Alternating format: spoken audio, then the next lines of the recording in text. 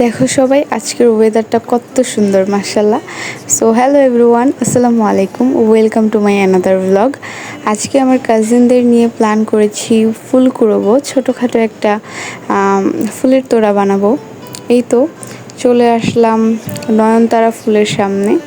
দেখতে কত সুন্দর লাগতেছে তাই না? আর এইগুলো হচ্ছে সকাল সন্ধ্যা ফুল, এগুলো সকালেই ফোটে মেবি, আর সন্ধ্যাবেলা। যাই হোক, এইখানে আমি ফুল কুড়োচ্ছি। আর আমাদের বাসার আশেপাশে কিন্তু কাশফুল হয়েছে অনেকগুলো। সো আমার আর কষ্ট করে ঘুরতে যাওয়া লাগেনি, বাসার সামনে ইনস্ট্যান্ট কাশফুল পেয়ে গেছি। যাই হোক, এইদিকে আমার কাজিন আমার জন্য খেলাধুলা বাদ দিয়ে অনেক কষ্ট করে ফুল কুড়িয়ে নিয়ে আসছে আর আমাকে দিতেছিল। আর আমি বাসায় গেলে আমার কাজিনরা কিন্তু আমার পিছু পিছু অনেক ঘুরে, আর ওরা কিন্তু আমাকে অনেক ভালোবাসে আলহামদুলিল্লাহ। আর এইটা ছিল আমার আরেকটা কাজিন, ও আমাকে কাশফুল কুড়িয়ে দিতেছিল। যাই হোক, ওরা দুইজন মিলে আমাকে অনেক সুন্দর করে ফুল কুড়িয়ে দিতেছিল। সে অনেক কষ্ট করে ফুল নিতেছিল আর বলতেছিল, আপু তুমি আমাকে একটা ভিডিও করে দাও। যাই হোক, ওরা বাচ্চা মানুষ, ওরা কিন্তু আমাকে অনেক বেশি ভালোবাসে আলহামদুলিল্লাহ।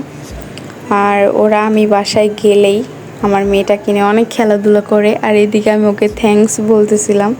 দেন পাশের বাড়ির গাছের দিকে তাকায় দেখি মাশাল্লাহ বহুত পেঁপে ধরছে, আর অনেক ইউনিকভাবে ধরছে। আমি ফার্স্ট টাইম এরকম দেখলাম। দেন আমার আরেকটা কাজিনকে বলতেছিলাম চল চুরি করে পালাই, যার জন্য হাসতেছিল।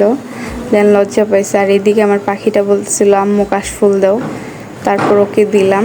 আর সামিশুকে কিন্তু চুল ফালাই দিছি, কারণ ওর বহুত ঠান্ডা লাগে, ওর কালো ঘন চুলের জন্য ওর অনেক ঠান্ডা লেগে যায়। এই কারণে শীত আসার আগে ওর চুলটা ফেলে দিছি।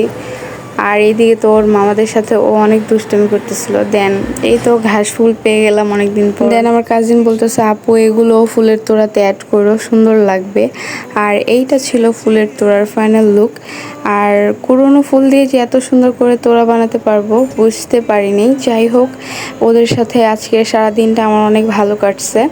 সো মাঝে মধ্যে এরকম সময় কাটালে অনেক ভালো লাগে। আজকের ব্লগটা এই পর্যন্তই। সবাই ভালো থাকবা, সুস্থ থাকবা।